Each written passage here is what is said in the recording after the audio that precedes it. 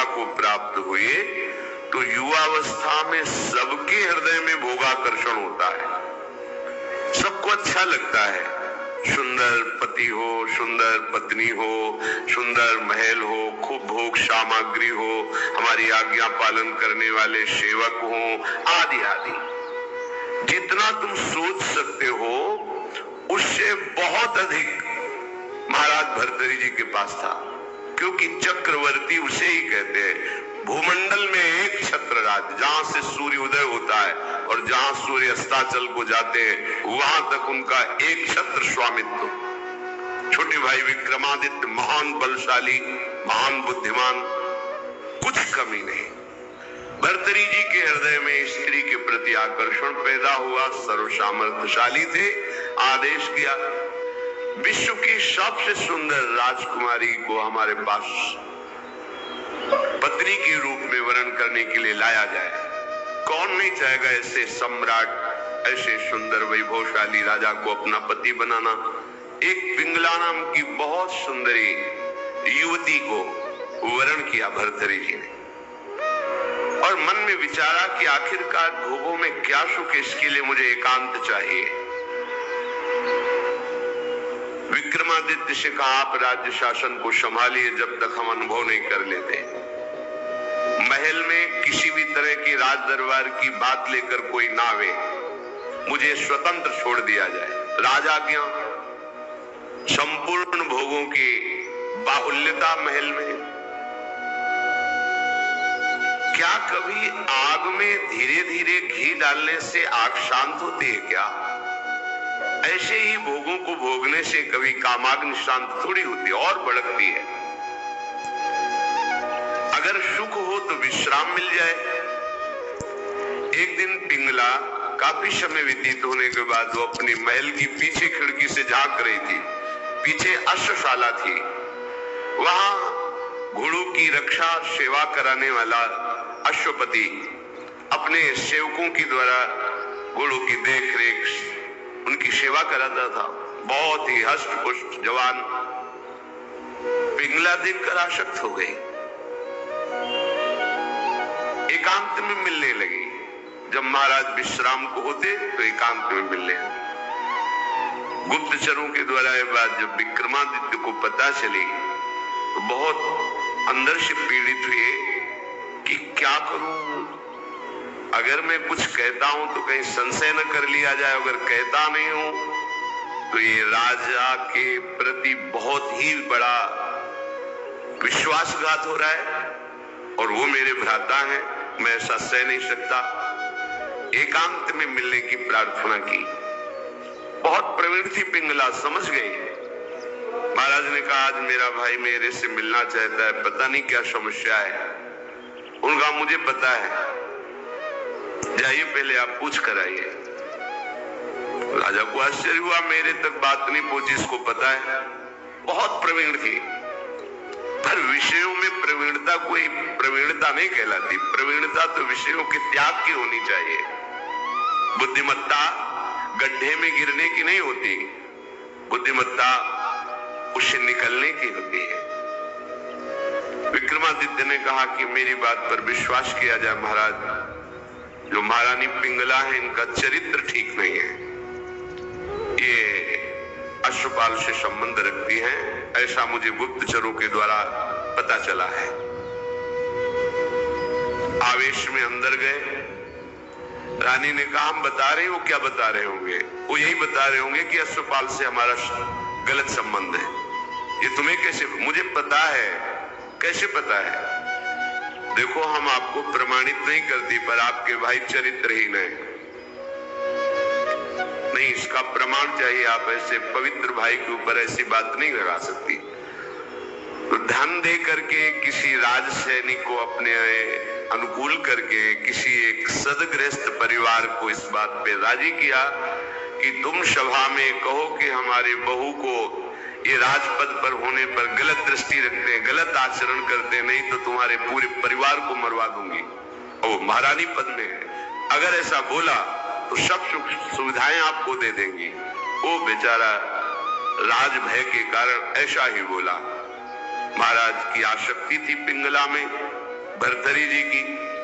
उन्होंने बिना कुछ विचारे पिंगला की सलाह से और वो प्रमाण सदगृहस्थ जो बोला उससे उन्होंने विक्रमादित्य का राज निष्कासन आदेश कर इन्हें राज्य से बाहर कर दिया जाए, कभी हमारे सामने ना आए, हमारा ऐसा धर्महीन भाई नहीं हो सकता। विक्रमादित्य ने समझाने की कोशिश की लेकिन उनको समझ में नहीं आया। अब तो स्वतंत्रता, लेकिन जो धर्म युक्त होता है भगवान उसकी रक्षा करते हैं। एक ब्राह्मण तपस्या कर रहा था धन लाभ के लिए। देवराज इंद्र प्रकट हुए और उन्होंने कहा कि ये लो अमृत फल, और अंतर्ध्यान हो गए। ब्राह्मण ने कहा वैसे ही दरिद्र हूं, भूखे मर रहा हूं, अमर होके क्या करूंगा, मुझे तो धन चाहिए था। तो चलो विचार आया भगवत प्रेरणा से कि ये फल हम महाराज भर्तरी जी को दे देते हैं। अगर धर्मात्मा राजा बहुत काल तक अमर रहेगा तो प्रजा सुखी रहेगी। राज दरबार में तपस्वी ब्राह्मणों के लिए कहीं कोई रोक टोक नहीं थी। हो गए महल में मिलने की आकांक्षा की, तुरंत आदर सहित महाराज भर्तरी उपस्थित थे, आज्ञा कीजिए। और उनका हमने तपस्या की थी धन प्राप्ति के लिए, पर मिला ये मुझे अमृत फल, क्या करूंगा अमर होकर, वैसे ही गरीब हूं। हमारी इच्छा है कि आप जैसे धर्मात्मा राजा यदि अमर रहेंगे तो प्रजा का पुत्रवत पालन करेंगे, और मुझे धन चाहिए तो आप धन दिला दीजिए और ये अमर फल ले लीजिए। अविश्वास की कोई गुंजाइश नहीं थी क्योंकि तपस्वी ब्राह्मण थे। महाराज भर्तरी ने आदेश किया जितना ये धन चाहे इनको दे दिया जाए। अमर फल लेकर एकांत में विचार किया कि मेरा संपूर्ण मन तो पिंगला में लगा हुआ है, मैं अमर होकर क्या करूंगा। यदि पिंगला अमर हो जाए तो जब तक जीवित रहूंगा ये हमारे साथ रहेगी। पिंगला को बुलाया और कहा महारानी ये फल खा लीजिए।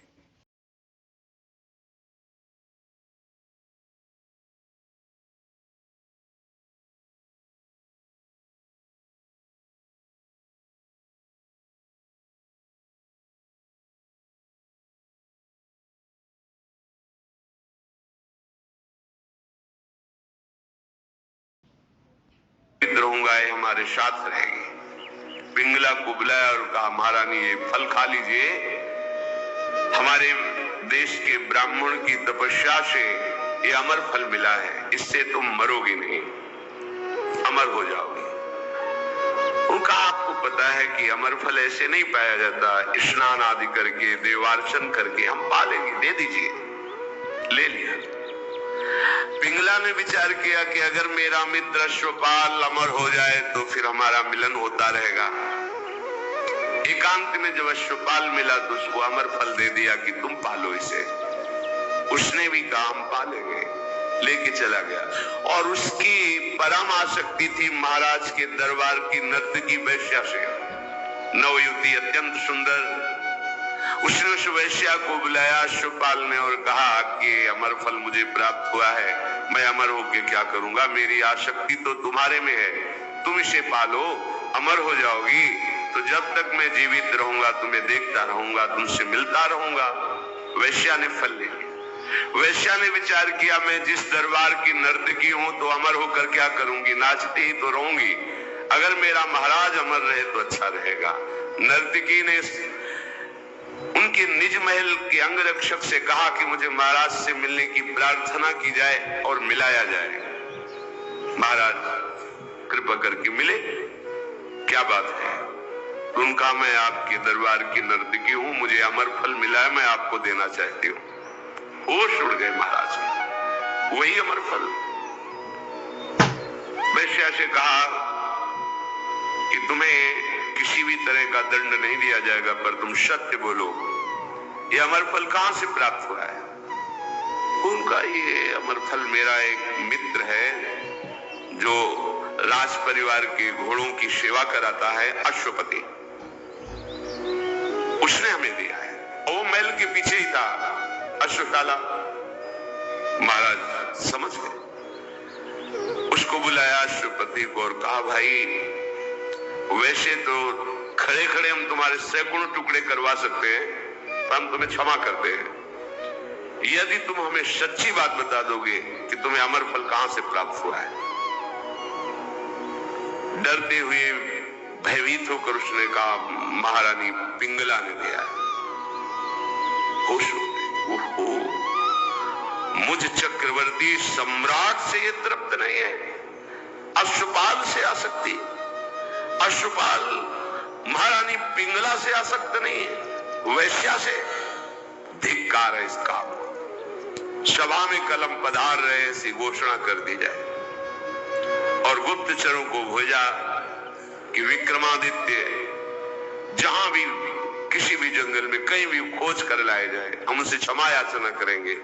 वो मेरे भाई हैं, मेरे से गलती हो गई। गुप्तचरों को पहले से ही पता था कि वो कहां है। विक्रमादित्य को भी बुलाया गया सभा में। भर्तृहरि जी पहुंचे और कहा पिंगला को उपस्थित किया जाए। राज आज्ञा, तुरंत पिंगला जी को उपस्थित किया गया। बोले, मेरे देश के ब्राह्मणों की तपस्या का फल संपूर्ण प्रजा और राज्यसभा देखे। मैं अपनी तलवार से रानी का गला काटूंगा, पर वो मरेगी नहीं, क्योंकि इसने अमृत फल खाया है।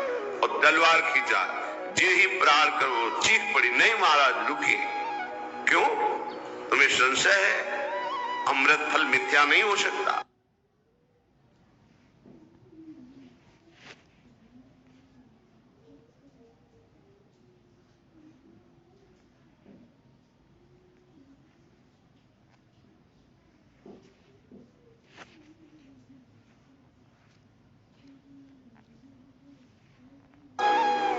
उनका मैंने पाया नहीं। क्या किया? अश्वपाल को दे दिया, क्योंकि मेरी आसक्ति अश्वपाल। कुछ ने किसी से फिर नहीं बोले। राज मुकुट सिंहासन पर रखकर और कहा, विक्रमादित्य तुम इसका पालन करना, मैं ऐसे निकृष्ट संसार का आश्रय नहीं लूंगा। धिक्कार है। कैसा ये काम है जो मुझ चक्रवर्ती सम्राट से ये पिंगला तृप्ति का अनुभव नहीं कर पाई, विश्राम नहीं मान पाई। ये अश्वपाल से, अश्वपाल महारानी से नहीं, एक वैश्या से। धिक्कार इस काम की वृत्ति को, धिक्कार इस झूठे संसार के प्यार को। और घोर वैराग्य में जीवन व्यतीत किया और भगवान शंकर का साक्षात्कार करके ये वरदान मांगा कि कभी मुझे सम्मान से भिक्षा भी ना मिले, क्योंकि ये सम्मान ही संसार के राग को पुष्ट करता है।